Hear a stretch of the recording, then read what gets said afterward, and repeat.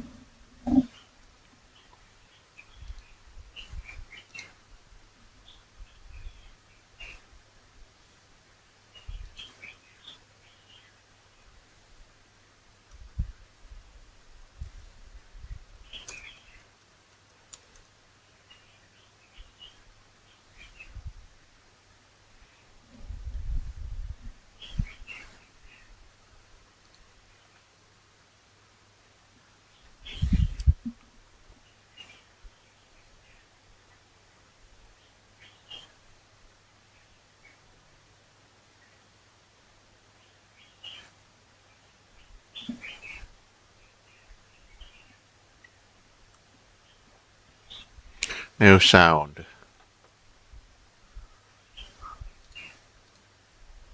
All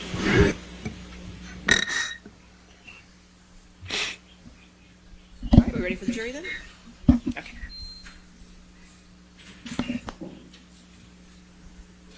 All rise.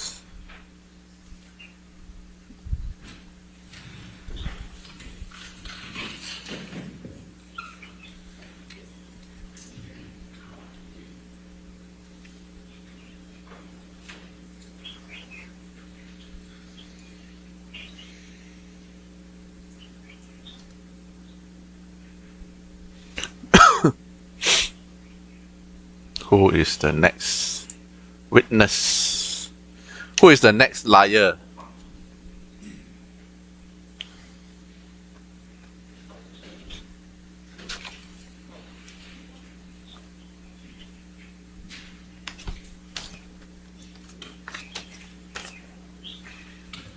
My goodness. Sit down. Just...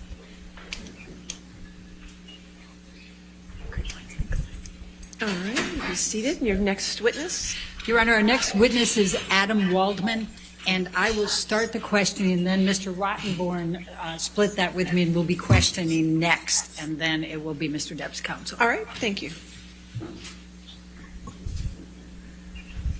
Adam Waldman. Good morning. My name is Elaine Bredehoff, and together with Ben Rottenborn, we represent Amber Laura Heard. Rottenborn. Will you please state your name and address? Elaine Quack Sure, Quack. it's Adam Robert Waldman, Washington, D.C. And what is your current occupation? Attorney. I'm also involved with a skincare company in a variety of capacities. How long have you been an attorney? I think since 1995. Do you currently represent John C. Depp II, who I will be referring to in this deposition as Mr. Depp or Depp? I do. And is this representation an attorney-client representation? It is. Does it include any other type of representation of Mr. Depp other than as an attorney-client? I would instruct the witness not to answer that question on the grounds of attorney-client privilege and attorney work product. You can't answer that question without disclosing communications between himself and his client, Mr. Depp. As you're aware, Ms. Bredehoff, the court has ruled that Mr. Depp has not waived attorney-client privilege and will not be waiving attorney-client privilege. Shut up. So you're aware Rotten of that. bottom. So, Mr. Chu, I'm not sure that you heard my question. I was actually asking him if he had any other type of representation relationship with Mr. Depp other than as an attorney-client. I think you can answer that yes or no, but I would instruct the witness on behalf of Johnny Depp not to disclose any communications you've had with your client.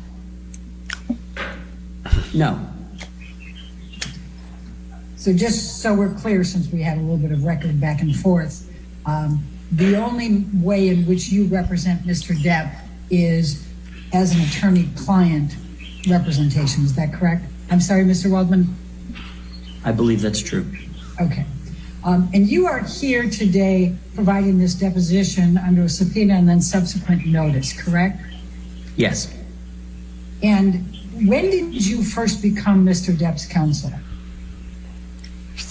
I think that it was around October 2016. And what is your role in this case as counsel for Mr. Depp?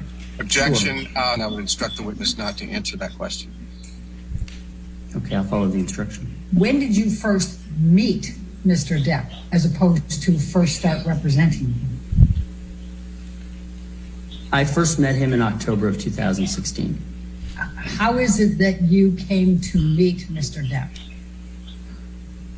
The general counsel that I referenced a moment ago asked me to go and have a meeting with him, with Mr. Depp, and to talk about a financial problem that he was having. Did you enter into a written representation agreement with Mr. Depp when you began your representation? I would instruct the witness not to answer that question. That calls for attorney-client privilege. Okay, I follow the instruction. Have you entered into more than one representation agreement with Mr. Depp during the course of your representation? Same instruction not to answer. You can't answer that without disclosing attorney-client communications and attorney work product. Mr. Waldman, when did you consider your attorney-client relationship with Mr. Depp to have begun?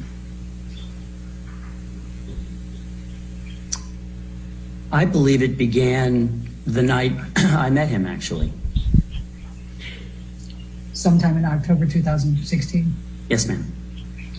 Has the attorney-client relationship between you and Mr. Depp been severed at any point between October 2016 and the present? Would instruct the witness not to answer that question on the grounds that you can't answer that question without disclosing attorney-client communications. Okay, I accept the instruction. As Mr. Depp's attorney, you have provided him with advice. Is that fair to say? That's correct. And you have charged Mr. Depp for your advice, correct? I would instruct the witness not to answer that question. You can't answer that without disclosing attorney-client communications, and the fee arrangement in any event is irrelevant. But I'm instructing him not to answer on the grounds of privilege. I accept the instruction. Mr. Waldman, when you provide legal services in an attorney-client relationship, your understanding of that is that you provide advice and your client in turn compensates you in some manner. Would that be fair to say? Yes, as a general matter, that's how I understand an attorney-client relationship, yes. And has Mr. Depp paid you for advice? I do instruct the witness not to answer on the grounds of attorney-client privilege. You can't answer that question without disclosing your communications with Mr. Depp. I accept the instruction. Well, let's go general again and see if maybe we can work at it from that perspective. So in your relationship with your clients, you provide advice and it's up to the client to determine whether to follow that advice. Would that be fair to say? As a general matter, I do agree with that statement, yes. All right. And by the same token, it would be up to the client to determine whether to reject your advice in whole or part, correct? You're still speaking in general. Correct. In general, yes. Okay. Now, did your relationship with Mr. Depp, and I'm talking about your attorney-client relationship, deviate from those general principles that in some way Mr. Depp is not permitted to follow or reject your advice? Would instruct the witness not to answer the question based on attorney-client privilege. I accept the instruction. Now, Mr. Depp has the right to terminate your representation at any time. Is that correct? But yes, I think it's true. I think we need to let... Would be free to terminate at any time. My apologies, Mr. Waldman. I didn't realize you were still talking. Did you finish? Yes, I did. Thank you. Now, has Mr. Depp terminated your representation of him at any time between October 2016 and the present? That's the same question that I instructed Mr. Waldman not to answer before, just stated in a slightly different way, so I would instruct the witness not to answer that question. I accept the instruction. Now, and Mr. Depp, as the client in your relationship, is in the position to make the final decision regardless of your advice. Would you agree? I would instruct the witness not to answer that question. I don't know that I know he can't answer that question without disclosing communications with Mr. Depp. So I instruct the witness not to answer. I accept the instruction. Mr. Waldman, if you were advising a client in an attorney-client relationship and you were in settlement negotiations, would it be you or the client who has the ultimate decision-making ability? But to speculate about the question, yes, generally the client would be responsible for deciding, the ultimate outcome of a settlement. Yes. Now, you met Mr. Depp after he and Amber Heard had split up. Is that correct? That's correct. And you met Mr. Depp after he and Amber Heard had reached a settlement in their divorce. Is that correct? That's my understanding. So you have no personal knowledge of anything that went on during their marriage. Is that fair to say? Well, it depends what you mean by personal knowledge. I wasn't there. That's what you mean. Correct. You never witnessed any interaction between Mr. Depp and Amber Heard prior to October 2016. Is that correct? That's correct. And you have no personal knowledge of any conduct by either of them against the other prior to October 2016. Is that correct? Again, if you're asking me, do I have any knowledge of their conduct? I think I have knowledge of their conduct. I think maybe you're asking me, did I witness conduct? I'm asking for personal knowledge, which would mean you would have had to have witnessed it. If you're asking whether I've witnessed it, the answer is no. Now, your initial knowledge of the relationship between Mr. Depp and Ms. Heard was based on your interviews with Mr. Depp. Would that be fair to say? I would instruct the witness not to answer that question because he can't even answer yes or no without disclosing the substance of communications with his client, Mr. Depp. I accept the instruction. Once you came into Mr. Depp's life and became his counsel, Mr. Depp filed with your assistance a number of lawsuits. Would you agree? Yes. Did Mr. Depp terminate Tracy Jacobs as his agent before or after you became Mr. Depp's counsel? Mr. Waldman, I would instruct you not to answer that question if doing so would require you to disclose any communications you had with Mr. Depp. It would. How long had Tracy Jacobs been Mr. Depp's agent at the time Mr. Depp terminated Tracy Jacobs? And again, Adam, same instruction to the extent that that answering the question requires you to disclose communications that you had with Mr. Depp. I would instruct you not to answer the question. It would. Was it Mr. Depp's decision to terminate Tracy Jacobs? Again, I would instruct you not to answer that question because that could only have come from Mr. Depp in the communication with you. I accept the instruction. After you began representing Mr. Depp filed a lawsuit against Joel Mandel, Mr. Depp's former business manager, correct? That's correct. And you represented Mr. Depp in that lawsuit against Joel Mandel and his company, did you not? I did.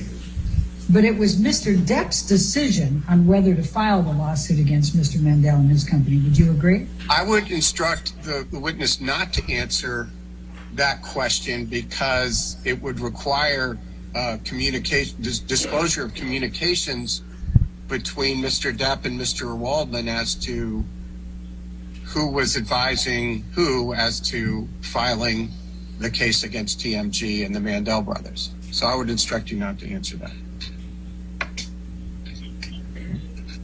I accept the instruction. Did Mr. Depp have the ultimate decision-making ability with respect to the lawsuit against Mr. Mandel and his company? And again, I would instruct you not to answer to the extent it requires you to disclose attorney-client communication. It would. After you began representing Mr. Depp filed a lawsuit against Jake Bloom, Mr. Depp's former attorney, correct? That's correct.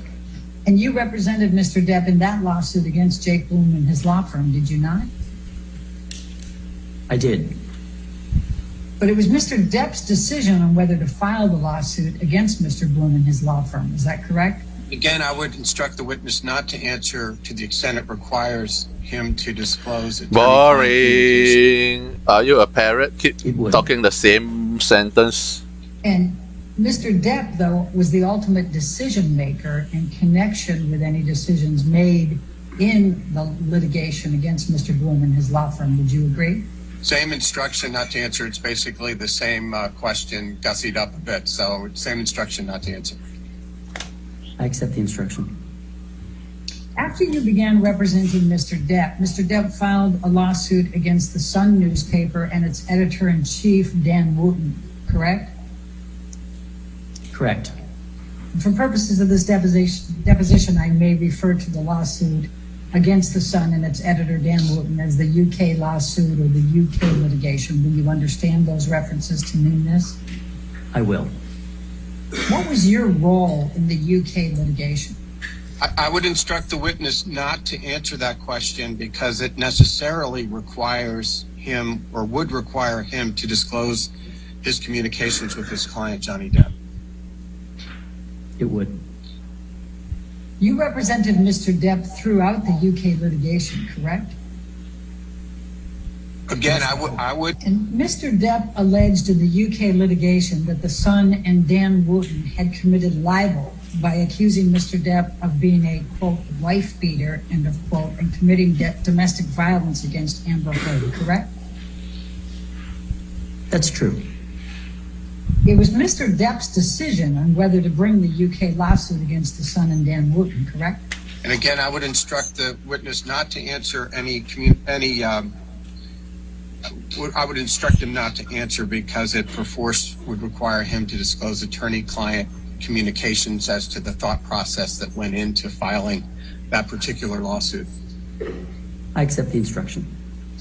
After you began representing Mr. Depp filed suit against Amber Heard, his former wife, correct? That's correct. And you represented Mr. Depp in the lawsuit against Amber Heard from March 1, 2019 up until October of 2020. Is that correct? Yes. And it was Mr. Depp's decision on whether to file the lawsuit against Amber Heard. Is that correct? Would instruct the witness not to answer that question based on attorney-client privilege. I accept the instruction. And Mr. Depp is alleging in this lawsuit that Amber Heard defamed him by suggesting that he had committed domestic abuse against her, correct? Yes. As part of your representation of Mr. Depp, you contacted potential witnesses. Is that correct? Again, I would, that is attorney work product, and that is protected in Virginia. So I would object on that basis, but you can answer that question yes or no. Yes. You also spoke with the press on Mr. Depp's behalf, did you not? And I would instruct the witness not to answer to the extent that it requires disclosure of any communications between yourself and Mr. Depp. It would.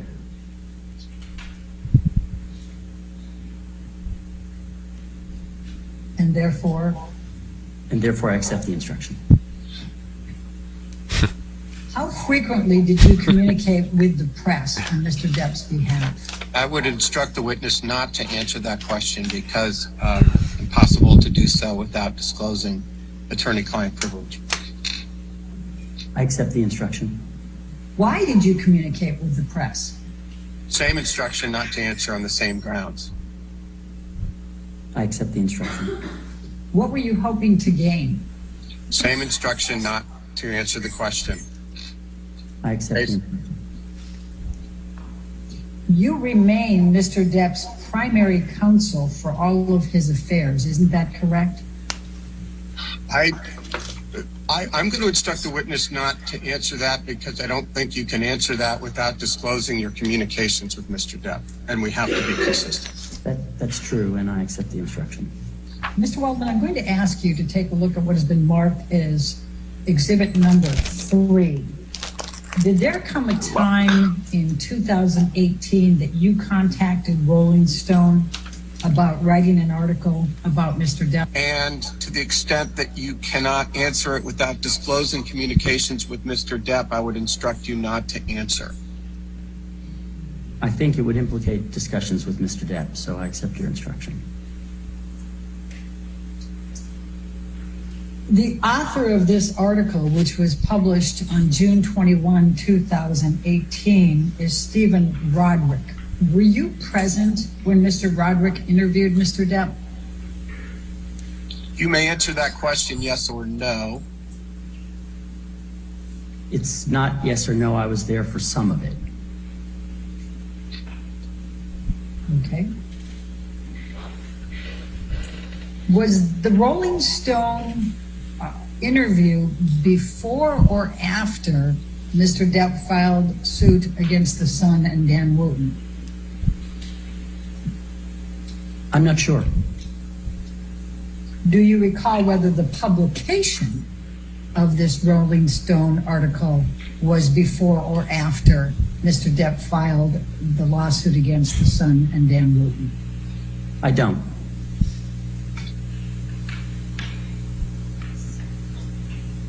I'm going to ask you to take a look at page 10. And it says on page 10, it was Adam Waldman who first contacted Rolling Stone about writing a story about the injustice being done to Depp's reputation and bottom line.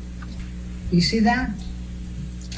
Well, before you go there, Mr. Waldman, I asked you a question. I just read that and said, do you see that? Can you answer that question? I thought I answered yes, but yes, ma'am. Okay, thank you very much. And is that an accurate statement? He looks like Squidward with glasses. What is inaccurate about it? It says it was Adam Waldman who first contacted Rolling Stone. That's incorrect. What is correct? What is correct is that I was not the first to contact Rolling Stone. Who first contacted Rolling Stone? Mr. Depp. I'm going to ask the question, notwithstanding, why did Mr. Depp contact Rolling Stone? I would instruct you not to answer that question. I accept the instruction. Did Mr. Depp authorize you to have communications with the Rolling Stone to set up this interview? Instruct you not to answer that question on the grounds of attorney-client privilege. I accept the instruction. Did you assist Mr. Depp with publicity on Mr. Depp's behalf? I would instruct you not to answer on the grounds of attorney-client communications. I accept the instruction. In your view, does assisting Mr. Depp with publicity constitute legal work? The witness has already testified he had one engagement for Mr. Depp, and that was a legal engagement. So I'm going to instruct him not to answer any questions about his communications with Mr. Depp. I accept the instruction. In participating in the interview with the Rolling Stones, were you speaking on Mr. Depp's behalf? And I'm going to instruct not to answer because, again, I don't think you can answer that question without disclosing your communications with Mr. Depp about authority. So I'm instructing you not to answer the question. It was Mr. Depp's choice whether you said anything to the press relating to Mr. Depp. Would you agree? I instruct the witness not to answer. I accept the instruction. Mr. Waldman, you reached out to a number of other publications to speak on Mr. Depp's behalf. Do you recall? Again, I would instruct not to answer to the extent it requires you to disclose communications that you had with Mr. Depp. It would, and I accept the instruction. How many publications did you communicate with on behalf of Mr. Depp? Same instruction not to answer based on attorney-client privilege and attorney work product. I accept the instruction. How many publications did you reach out to on Mr. Depp's behalf relating to the UK litigation? Same instruction not to answer on the same grounds. I accept the instruction. How many publications did you reach out to on Mr. Depp's behalf relating to this litigation? Same instruction on the same grounds. I accept the instruction. How many publications did you reach out to concerning allegations that Mr. Depp had abused Amber Heard? Same instruction, same grounds. I accept the instruction. Mr. Waldman, you had a Twitter account, did you not? I did. When did you begin that Twitter account? I'm not sure of the date. Approximately when? I'm not even sure of the year. Was it prior to 2005, 2010, 2015? Do you want me to speculate? I want you to give me your best estimate. Okay. I'm really not sure of the year. I couldn't put a specific date on it. Do you If you recall? want to give me ranges, I could try. Do you recall how many years you had the Twitter account? Not precisely, no. Was it more than a year? I think so. Was it more than 3 years? I don't think so. Now, you had your Twitter account suspended, correct? Yes, that's true. My Twitter account was suspended. Do you recall when that was? Not with specificity, no. Do you recall why? Well, I wrote several letters to Twitter to ask why I was suspended for life from their platform. And the response that I received was multiple violations of their policy. So I asked, could they name one example of those multiple violations? And they responded by saying now they were appealing, without my asking them to do so, my suspension. And that's when they sent me another note that I was suspended for life. So just so the record's clear, so you have been suspended for life by Twitter? Yes, Okay. Do you have a Twitter account now? 可以啦，我就知道会。 no, Do you still communicate with the press relating to Mr. Depp? And I would instruct the witness not to answer the question to the extent that it requires you to disclose communications between you and Johnny. it would, so I accept the instruction. Do you still communicate with the press on Mr. Depp's behalf? Same instruction, same grounds. I accept the instruction. Has Mr. Depp ever asked you not to speak to the press? Same instruction, same grounds. That clear on its face, it would require Mr. Waldman to disclose his communications with Mr. Depp, which he will not do. It would, and I accept the instruction. Would you have followed Mr. Depp's direction if he had asked you not to speak to the press? I will instruct the witness not to answer because it's an end around the attorney-client privilege. Clever, but I'm going to instruct the witness not to answer. I accept the instruction. Has Mr. Depp ever asked you not to speak to the Clever. press about issues involving he and Amber Heard? I would instruct the witness not to answer the question on attorney-client privilege. I accept the instruction. Would you have followed Mr. Depp's direction if he had asked you not to speak with the press about issues involving he and Amber Heard. And I will instruct not to answer on the grounds of attorney-client privilege. I accept the instruction. Has Mr. Depp ever asked you to correct or retract any statements you made to the press relating to Mr. Depp or or Amber Heard? Would instruct the witness not to answer on the grounds of attorney-client privilege. I accept the instruction. Would you have followed Mr. Depp's direction if he had asked you to correct or retract any statements you made to the press relating to Mr. Depp or Amber Heard? Same instruction, same grounds. And I accept the instruction.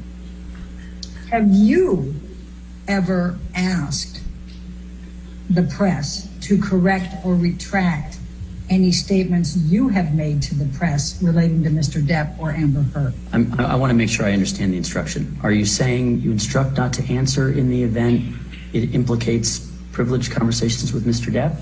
Yeah, I think I'm going to instruct not to answer. Okay, thank you. I understand. I accept the instruction. Mr. Waldman, I'm going to ask you to take a look at what has been marked as exhibit number 4. I think I'm going to try to blow it up just a touch. It looks kind of hard to read. Okay.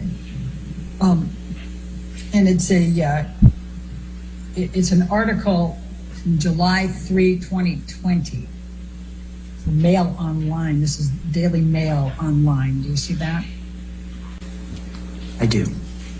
No, actually, if I'm just going to go to page 8, I'm going to ask you to take a look at the following. It says, Adam Waldman, Depp's lawyer, said afterwards, quote, Amber Heard and her friends in the media use fake sexual violence allegations as both a sword and a shield, depending on their needs. They have selected some of her sexual violence hoax facts, quote facts, end of quote, as the sword, inflicting them on the public and Mr. Depp. Do you see that? I do. Did you make that statement? I believe I did.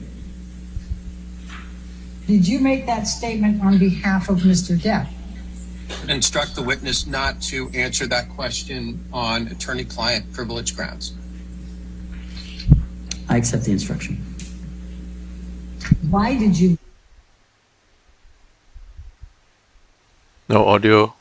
Adam Waldman, Depp's lawyer, said afterwards Amber Heard and her friends in the media use fake Were sexual... you representing Mr. Depp at the time you made this statement? And in any event, I'm going to instruct the witness not to answer that question on attorney-client privilege grounds. I apologize. I actually didn't hear the question. I can agree with the instruction, but I probably should hear the question. Fair enough. Amy, could you read that back, please? Thank you. One moment. Depp at the Amber time and you her made friends in the this media statement? use Who would instruct the sexual witness not to violence answer on attorney-client privilege grounds. as both a sword you. I and accept the shield instruction. Sorry depending for the on their repetition. needs. They have Did selected you some of the discuss the sexual violence statement hoax with facts Mr. as Depp the sword before inflicting making the them on the statement? public and Mr. Same Depp. grounds. Yeah, I accept the instruction. Did you discuss the statement with Mr. Depp after making the statement? Same instruction, same grounds. I accept the instruction. Was Mr. Depp aware, either before or after, that you were making this statement? Same instruction, same grounds. I accept the instruction. Did you make this statement with Mr. Depp's authorization or agreement? Same instruction, same grounds. I accept the instruction. Was Mr. Depp aware that you were speaking with the press? Same instruction, same grounds. I accept the instruction. Did Mr. Depp ever ask you to retract or correct this statement? Same instruction, same grounds. I accept the instruction. If Mr. Depp had asked you to retract or correct this statement, would you have retracted or corrected it? Same instruction, same grounds. I accept the instruction. If Mr. Depp had told you that the statement was not correct, would you have corrected or retracted it? Same instruction, same grounds. I accept the instruction.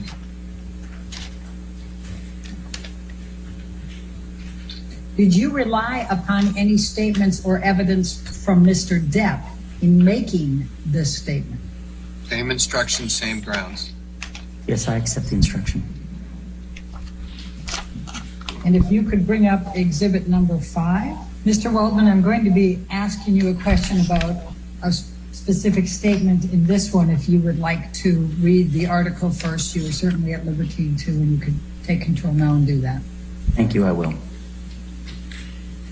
It says, and this is, I guess, I didn't set the stage here. This was the Daily Mail published on July 3rd, 2020.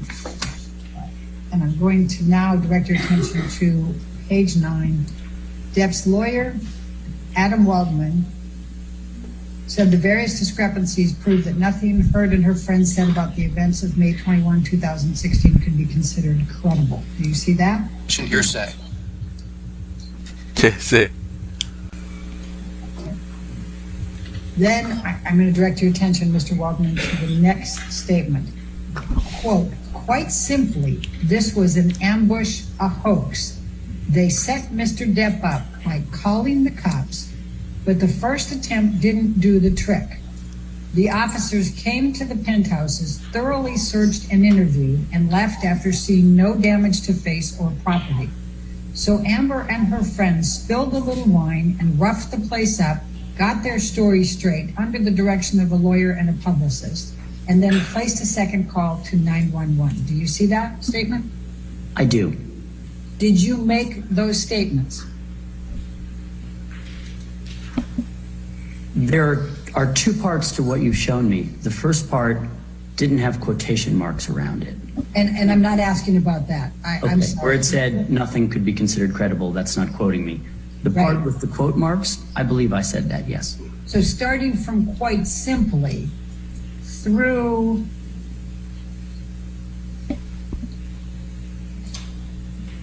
(911), you stated all that. Is that correct? Yes, I believe so. Okay. Did you make these statements on Mr. Depp's behalf? Instruct the witness not to answer on the grounds of attorney-client privilege. I accept the instruction. Why did you make these statements? Same instruction, same reason. I accept the instruction. What were you trying to convey to the press in making these statements? Same instruction, same reason. I accept the instruction. Did you discuss this statement with Mr. Depp before making these statements? Same instruction, same reason. I accept the instruction. Did you discuss these statements with Mr. Depp following making these statements? Same instruction, same rationale. Yes, I accept the instruction. Was Mr. Depp aware either before or after that you were making these statements? Same instruction, same reason. I accept the instruction. Did you make these statements with Mr. Depp's authorization or agreement? Same instruction, same basis. I accept the instruction. Was Mr. Depp aware you were speaking with the press? Same instruction, same basis. I accept the instruction. Did Mr. Depp ever ask you to retract or correct these statements? Same instruction, same basis. I accept the instruction. If Mr. Depp had asked you to retract or correct these statements, would you have retracted or corrected them? Same instruction, same basis. I accept the instruction. If Mr. Depp had told you these statements were not correct, would you have corrected or retracted them? Same instruction, same basis. I accept the instruction. Did you rely upon any statements or evidence from Mr. Depp in making these statements? Same instruction, same basis. I accept the instruction. Mr. Waldman, I'm going to ask you to take a look at exhibit number 6. This was another Daily Mail online, July 3, 2020. And if you would like to go ahead and read the article, this would be a good time to do it. Thank you. Mr. Waldman, we were looking at Waldman exhibit number 6, and it's the Daily Mail from July. Just lost her there, but July 3rd, 2020, and you were going to scroll through it, and I think we had some technical difficulties, so we took a break. Have you had an opportunity to review it, or do you need to now? No, Ms. Bredoff, I just saw the screen for the first time, so may I read it now? Absolutely. I'm going to ask you to turn to what is the 11th page, the last page you just finished reading, and I'm going to direct your attention to some specific words that are attributed to you. Do you see that it says Depp's attorney Adam Waldman said? Okay. You see Depp's attorney Adam Waldman said. Do you see that there, Mr. Waldman? I do. Okay. And then I'm going to direct your attention to specifically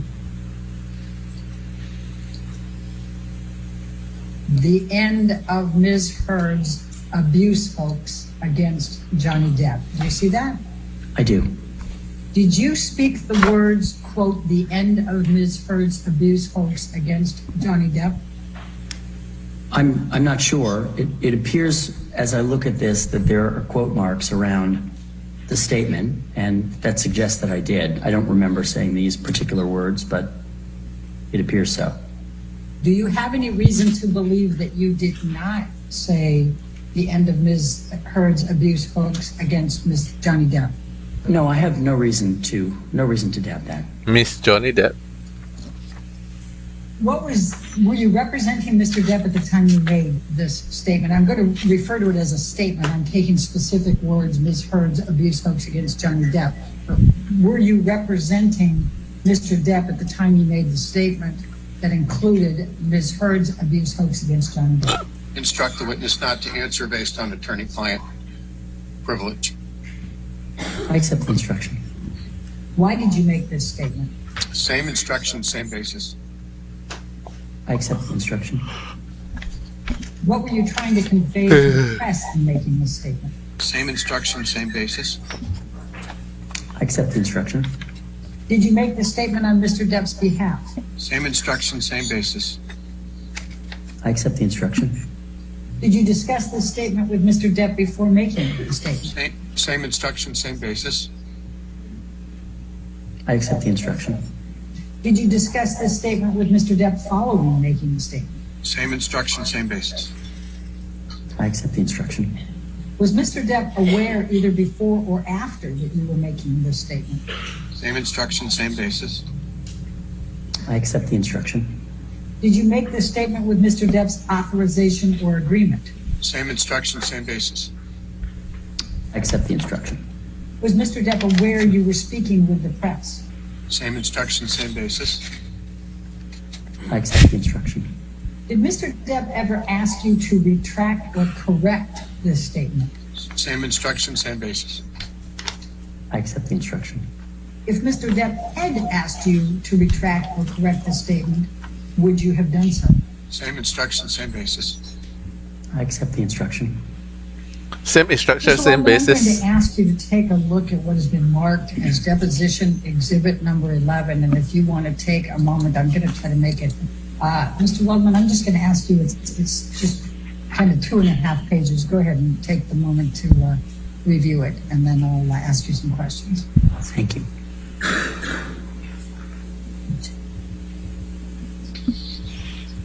He looked like the Squidward in glasses. Not gonna lie.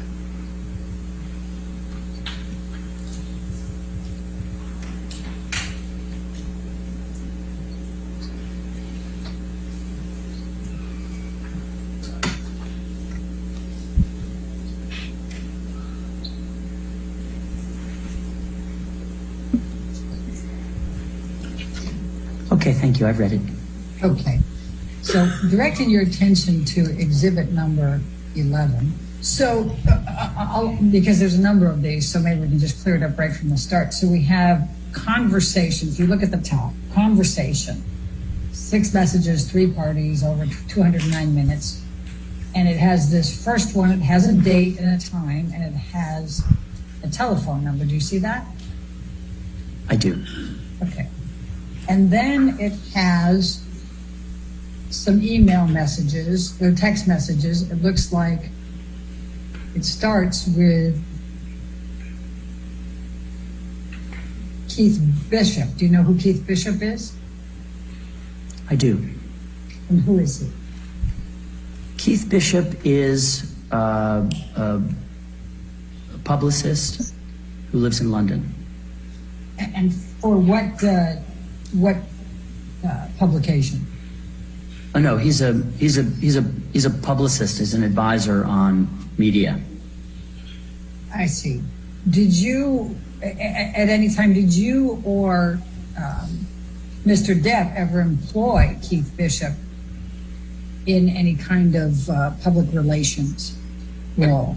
Mr. Waldman, I would instruct you not to answer I would instruct you not to answer the question to the extent that it would require you to disclose any communications you had with Johnny, either receiving or giving. I would not be able to answer without doing so, so I accept the instruction. Okay, and then Mr. Bishop says, and this is on 1/28/2020, Adam, I can confirm a meeting with the Mail Online for Monday, 17 February at 10 a.m. You see that? I do. So did you in fact have a meeting with the Mail Online on 17 February? I couldn't say sitting here now definitively that we met on Monday the 17th of February, no. But I see this and it wouldn't surprise me if we had. And was Mr. Depp with you when you had the meeting? I believe Mr. Depp was with me when we had this meeting. And you were representing Mr. Depp at the time, correct? I would instruct the witness not to answer that question based on attorney-client privilege. Why is she I happy? accept the instruction. When did you obtain the audio tape that you're referencing in this text message? 1205. And I would instruct you not to answer the question to the extent it would require you to disclose any communications you had with Mr. Depp, your client. It would, and so I won't be able to answer the question.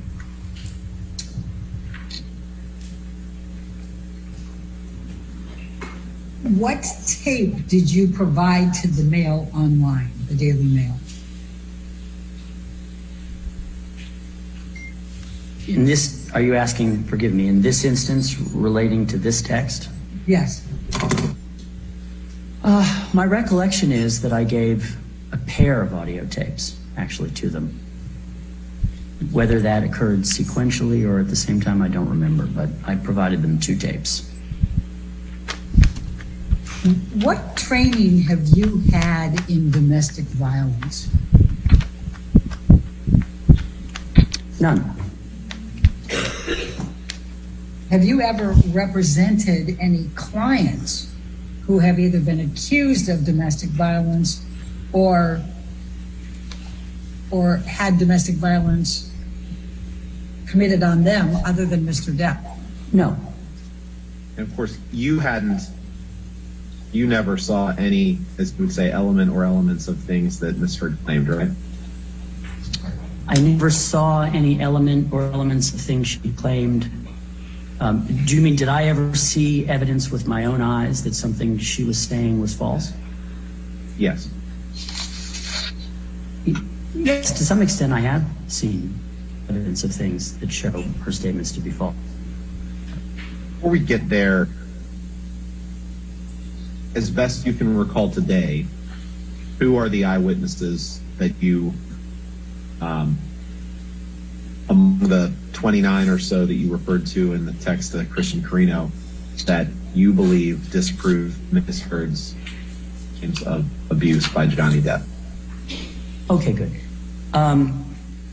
It's also probably easier to answer by taking a particular incident rather than just thinking of names of people. So maybe this is a good illustration that is a helpful answer. On May 21st, 2016, and I always view this as one of her central claims. It was the one she put on the cover of People magazine. It's the one she led with when she went to get her temporary restraining order. The phone to the face incident on May 21st, 2016. That's her claim, and that she was beaten further beaten by some appendage of Mr. Depp in the face, and her hair was pulled. And she showed up on the 27th in court with a lot of bruises on her face. So there are 2 police officers, one domestic violence trained female police officer, who've testified over and over and over that there was no damage to the penthouse, which Ms. Heard claimed was destroyed. That's a direct quote, destroyed.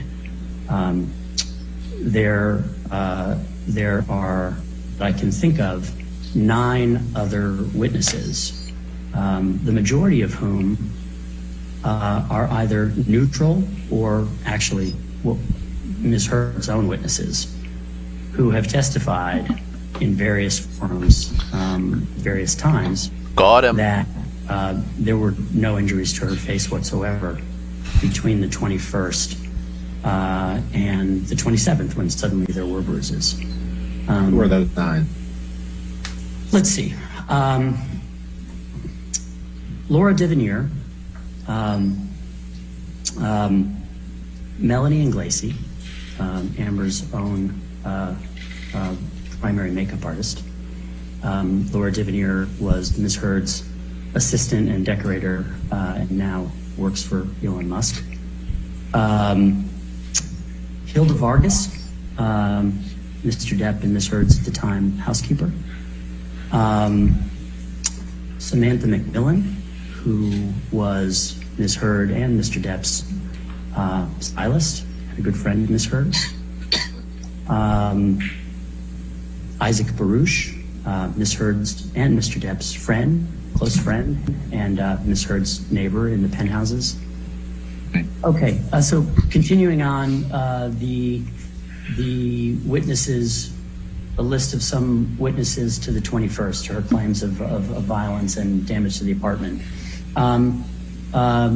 Trinity Esparza, who was the head of the concierge desk at the Eastern Columbia building, and a friend of Ms. Heard's also. Cornelius Harrell, who I think also worked for the concierge desk, or in any event worked for the Eastern Columbia building, and met with Ms. Heard on the 22nd of May, which meeting was captured on CCTV also.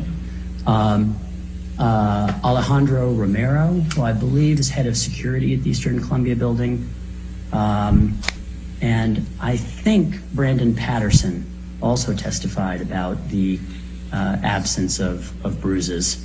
And I should even distinguish, because we're talking about the notion of a hoax, I should distinguish these people specifically have given testimony that Ms. Heard was uninjured between the 21st of May up into perhaps the 25th or 26th of May, and then of course she appeared bruised again on the 27th. Some of them have testified that even after the 27th they were with her and she appeared and that she appeared bruised. But during that period between the 21st and the 27th, I'm not sure if I've listed 9 plus the 2 police officers, but I think that's an illustration of what I was referring to when I in the question you asked me about. Can you please pull up a document labeled ARW 660, please? Sorry, but you do believe that the pictures and videos Marilyn Manson sent you helped disprove Ms. Heard's allegations, correct? As to that incident, Thanksgiving, perhaps 2013, I think those videos and photographs, yes, demolished her claim. Have you communicated with other social media users about this case other than public messaging platforms?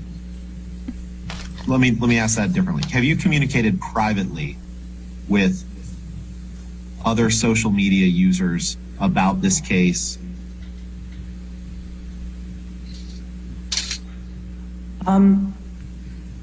Other social media, I want to make sure I'm precise. Other social media users?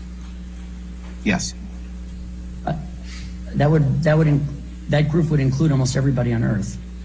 Have you provided information about this case to other social media personalities who then post that information?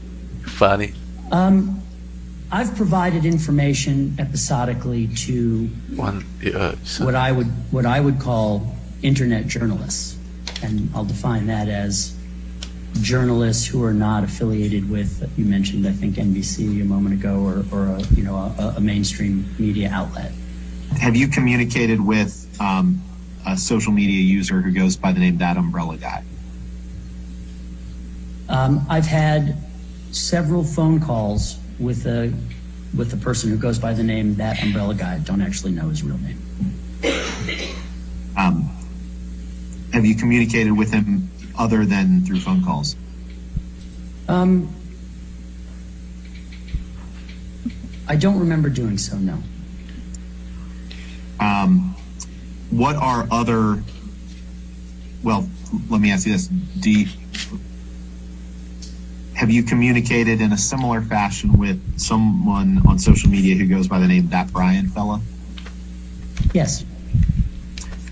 What about someone who goes by the name The Real Laura B? Yes.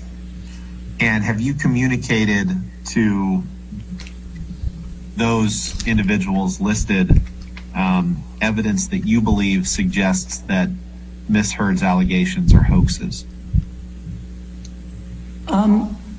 I would say I communicate with the internet journalists, because we put them in a category calling them that. I've done that. Exactly the same way I would communicate with mainstream media. If they have questions about evidence or the facts, I'll inform them.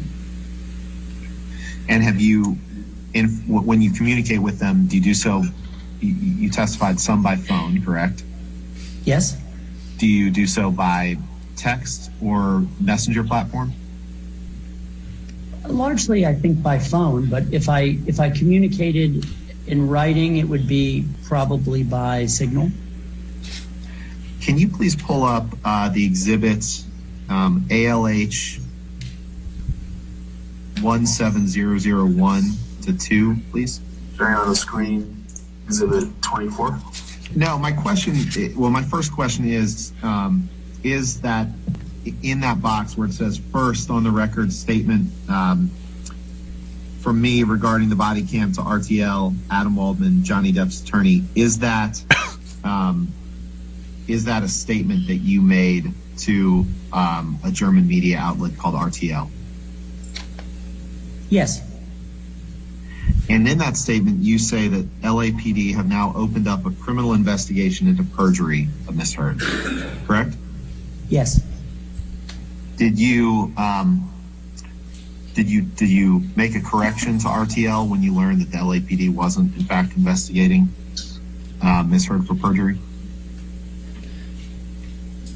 Well, the way you've characterized it is not exactly what I would agree with. The LAPD told me that they were investigating the perjury claim at that time. Then sequentially came the statement.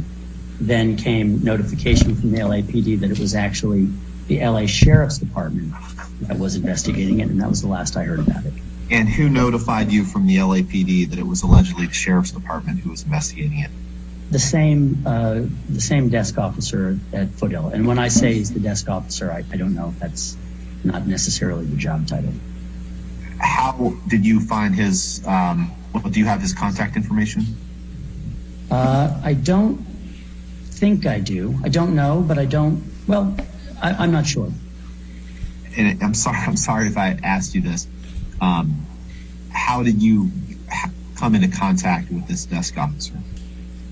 I brought a binder of information, including the statements that had been made and the evidence showing that those statements were false.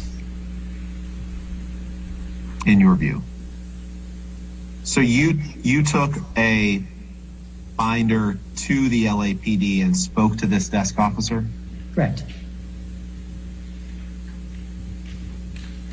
And was that the only time that you spoke to this person? The 2 times.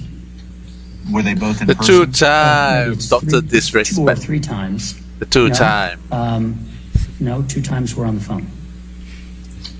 Was the first meeting in person when you brought this binder? No, the first was on the telephone. So The 2 times on the right? investigation was opened up at your request. Oh, after you someone brought this binder said the same to the thing. desk officer. Is that No, right? I didn't ask him to open an investigation. The 2 I times. filed a claim with the LAPD But regarding these perjurious statements that Ms. Heard and her best friend Rocky Pennington had made to a court. Was that claim that you filed in writing? Yes, Do you know whether that claim was produced as part of your document production in this case? Because I certainly haven't seen it. I don't know that I ever received a copy of it. It was filed in writing with the LAPD, but I don't recall that I ever received a copy of it. Did you draft it? No, So you were talking to the desk officer and he was taking down notes, and is that the writing you're referring to? yes, Did you ever see this alleged written claim? yes, Did you sign it? I don't recall if I did. Did you ever speak to anyone other than your client about this alleged perjury investigation, other than your client and the desk officer? Well, I think this quote that you've shown me to the media would constitute speaking about it. Did you ever hear anything more about this perjury investigation, to the extent it existed, from any other third party who claimed that they had spoken to anyone in LAPD or the LA Sheriff's Office? No, I don't think so. Mr. Waldman, do you have a professional license? I do. Do you have your own law firm? I do. What is the name of your law firm? Endeavor Law Firm. When was Endeavor Law Firm formed?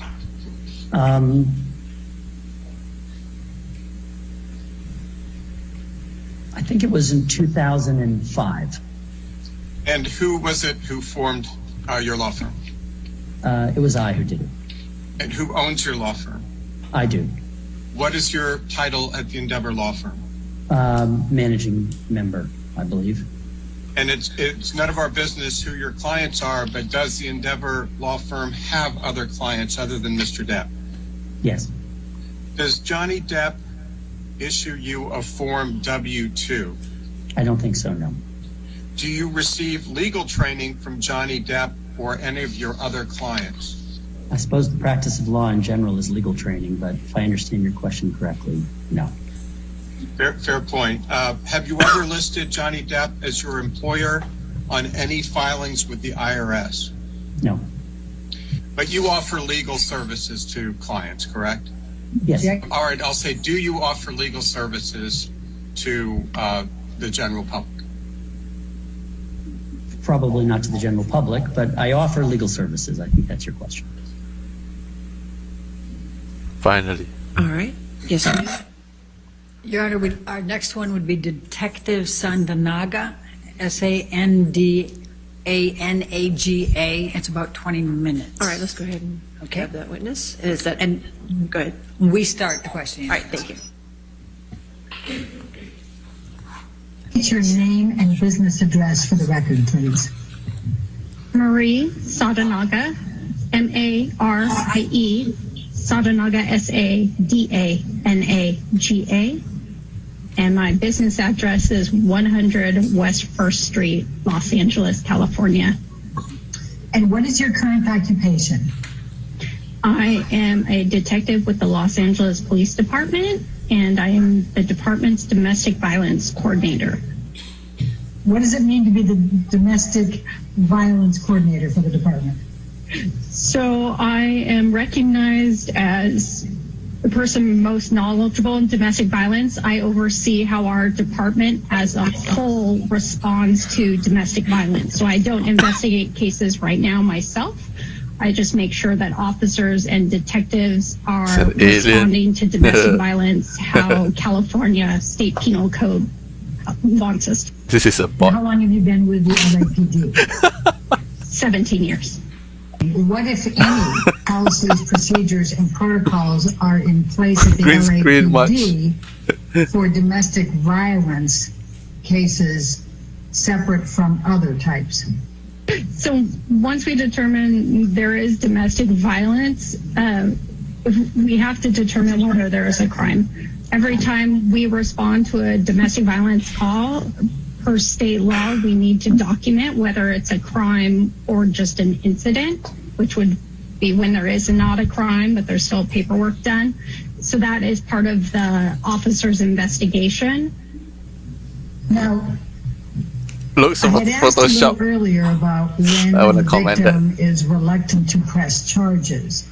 If the patrol officers saw property damage or marks on the face of the victim, Elon even type. if the victim was not cooperating and did not want to press charges, what would the patrol officers' obligations be back in May 2016 on Funny the domestic comment. violence call?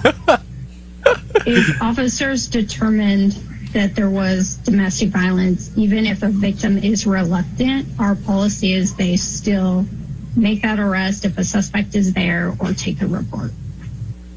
So if there are, when the patrol officers arrive at the scene, and this is May 2016, and there are 4 people that are present at the scene, how many of those individuals are the patrol officers obligated to interview? So I'm going to show you the incident call here, and it goes down and it has domestic dispute, and then it says met with victim, looks like check location, verified husband left, victim advised verbal dispute and refused to give any further information, issued business card. Do you see that? Yes. Okay. In Is that May of Siri? 2016, was the language victim advised verbal dispute language that patrol officers were trained to provide when they were not going to document anything from the scene? It can vary, but officers would commonly use the phrase verbal dispute or to document when a report was not taken. I'm going to ask you to take a look at what has been marked as deposition exhibit number 8. It's dated November 24, 2014. I'm scared. And it's subject domestic violence supplemental report. And it says the domestic violence supplemental report form 15.40.02 has been revised to provide a more concise picture of the history and needs of the victim for the purpose of investigating the crime of domestic violence. Do you see that? Yes. What is your understanding of why the LAPD decided that they needed to create a supplemental report form that would give a more concise picture of the history and needs of the victim for the purpose of investigating the crime of domestic violence? Right. The supplemental includes a lot of questions that are required by California state law. So we included that on it, and the original supplemental was actually created a lot earlier, I believe in 1999. This revision of it added some specific questions to help us look at to do a risk assessment. I'm not sure if the supplemental is attached to this form, but on the supplemental, there's a section where I believe there's like 7 yes or no questions. That is what was added during this revision. Detective Sadanaga, I'm going to show you what has been marked as deposition exhibit number 9. And do you recognize this supplemental report? Yes. Is this the supplemental form that was referred to in exhibit number 8? Yes. Okay. Now, if we look at this, and we start out on the left-hand column, and it has a number of different observations to make of the victim. And it includes shaking, unresponsive, crying, scared, angry, fearful, calm, agitated, nervous, threatening, apologetic, under the influence of alcohol, under the influence of drugs, or other observations. And it says document in narrative. All right, are these typically characteristics of victims of domestic violence? Yes. I'm going to turn your direction to the crime scene now. And the same question, there's a number of different items on here, including location, vandalized, ransacked, and personal property damage, furniture disarray, broken. What is your understanding of why these are included on this list? My understanding is that these are things that are typically at a crime scene or can occur, so things that we want officers to look for and mark when they take the crime report. And as with the questions I have and the characteristics that are on the list for the victims, are these items that are also discussed with the police officers in their training to look for in even making the determination whether a crime has taken place? Yes, they are. Is there a scenario under which the patrol officers decide that there's no crime, but they see property damage and injury and take photographs? I mean, every situation is different. She really look like robot. I believe one way, if we have a situation like that, the face. Then there should be a domestic Blowing violence incident report. So there is a place to document your observations and statements from people and a reason to have those photographs. Even if ultimately the officers determined that it wasn't a crime. And yes, that's why domestic violence incident reports are reports where there are no crime, and that is why we have them, so we can document and have a history of calls and see in case there is another call in the future that there is prior history of any type of domestic call, even if it was not ultimately ruled a crime. Would that incident report include if there were interviews with witnesses and if there were any photographs or notes taken? Yes, there is still a narrative that is written where everything, the officer's investigation and observations and any photographs are listed. And was there an incident report in place in May of 2016 She's a hologram for patrol officers to use in domestic violence calls? Yes. Could you please describe the purpose of an incident report as of May 2016 and what was included typically in an incident report? So the purpose of domestic violence incident reports were to record when officers responded to a call of domestic violence that did not result in a crime. They are actually required by state law for us to document every domestic violence incident that we respond to. And in that report, it's the same, I keep calling it a face sheet. That's not the official term, but the same as a crime report that we would take it on, but you fill out the information. You just do not list a suspect because we have no crime. It's the victim who was in fear that the other party may cause some type of danger to them, and that other party is then listed as a witness. And then there is a narrative that is included, the same type of narrative that would be in a crime report, where you would write down your source of activity. The officers would put their source of activity and then document their investigation. The statements that anyone made, as we ask on domestic violence calls, what type of relationship it is, how long they've been together, any prior incidents of domestic violence, all that would be included in the narrative of an incident report.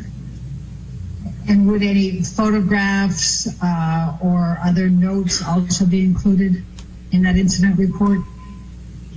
Yes, they can be, if there was anything that they saw that officers believe needed to be documented in there. And where would an incident report, and I'm again back in May 2016, where would that be filed or stored once the patrol officers were done with their shift for the day? The officers would turn in their reports, including any incident reports, to the watch commander, who would read over it and sign it off. And if it is approved, it would go to our records unit at that division to create a report number on it. And then it does get assigned to a detective, just so that we have it on file in case there's any future incidents. Do officers at some point have to make a determination as to whether domestic violence has occurred? Yes, they do. Okay. What criteria do officers use to make that evaluation? They use the interviews with the parties that are there, what they observe at the scene, even what they observe, like the demeanor of the victims and the suspects. Every situation is different, but it's really like taking in the whole 360 of where you are and what's occurred, so they can get all information to make that educated determination if a crime has occurred. Can you just generally describe for me the circumstances under which a domestic incident report is used? We take a incident report when we determine there is no crime, but that one of the parties is in fear that either their life was in danger or they could be a victim of some type of serious bodily injury. So the third incidents you would have, or where we don't take the incident report, is where both parties state there was an argument, there was no physical injury, both parties say we weren't afraid that the other was going to do any type of harm to me. Okay. And so in that case, in that third case that you just described, would there be any documentation required typically? On that third one, when we don't have the fear, so it makes it no incident report, it's only documented on that daily field activity report. Ms. Bradhoff asked a line of questions earlier on in the deposition about victims of domestic violence being reluctant to come forward and speak up. Do you recall that? Yes. Shapeshifter. Is that a significant problem in dealing with domestic violence calls? Yes. Is that a problem that you have personally experienced on your own calls? Yes. Okay.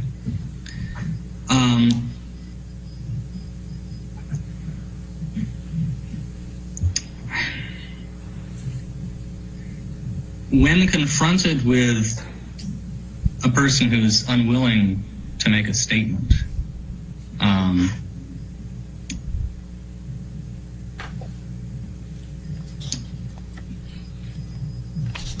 is there much that a police officer can really do if you have somebody who just refuses to make a statement and refuses to indicate that they have suffered violent abuse? It's not too much. Usually we teach them to talk about the cycle of violence and power and control, and see if we can, start a rapport with the victim and get them to discuss. But if they really don't want to tell us what happened, we can't force them. If a potential victim has visible injuries, or that there are indications at the scene that there has been some sort of violent episode, does the fact that the potential victim declines to make a statement mean that the officers can't go forward? No, not necessarily, because they would need to investigate more, but you do have the visible injury and, evidence of some type of struggle. So they would need to try to get that probable cause to determine that it was a crime that created that injury.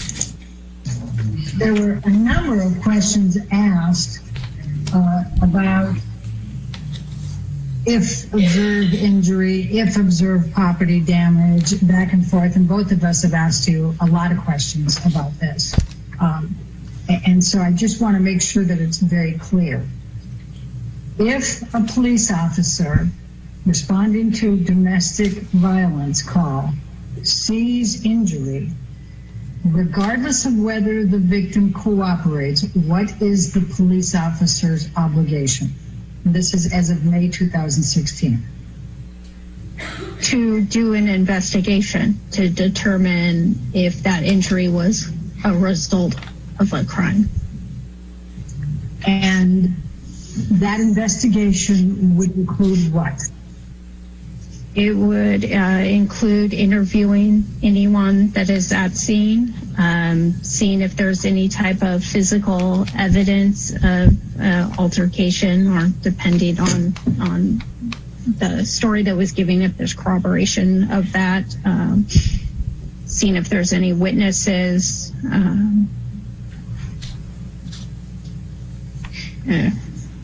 Kind of depends. Each one's different, but just doing a thorough investigation. If one of the other witnesses took the officers through the entire premises and showed broken glass, spilled wine, and a number of areas of disturbance and vandalism, what would the officers' obligations be then? The officers would still need to determine if there was enough evidence there from these witness statements and the things that they're seeing to determine if this injury is a result of a crime. What discretion do the police officers have when they see an injury on the victim when they reported to a domestic violence call? And this is as of May 2016. The officers still need to do an investigation if there is a visible injury, because they have to determine if it was a crime. So one of your roles, if I understand it, is to make a determination of that the police, the LAPD as a whole, how you're overseeing how they respond to domestic violence calls, correct? Leading. Yes. And let me ask it just a little bit differently. In making the determination of whether to create an incident report, what, if any, factors can the officer consider if the victim does not want to press charges, but the officer still believes that an incident report is appropriate under the circumstances?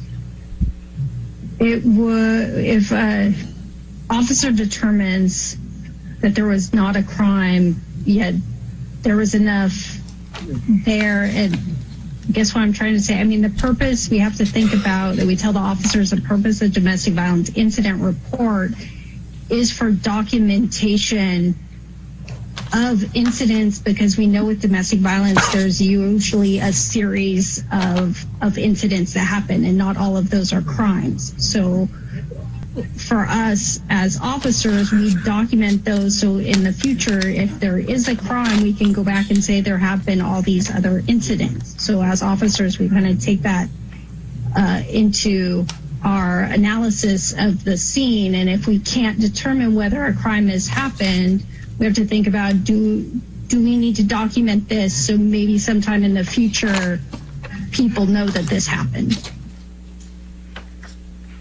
All right, thank you. Finally. Ladies and gentlemen, let's go ahead and take our lunch break at this time. Again, do not do any outside research and do not discuss the case with anybody, okay? We'll see you back in an hour. Fucking finally. Jesus.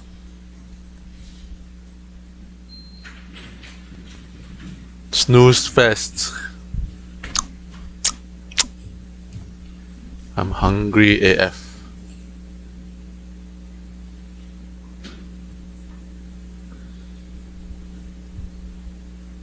All right, so we'll be back at 1:45. Is your next witness on a deposition, or? It's going to be live, all right, so we'll take care of the TV then. All right, we'll see you at 1:45. Thank you. Live, oh. Oh, another live. Must be Elon Musk.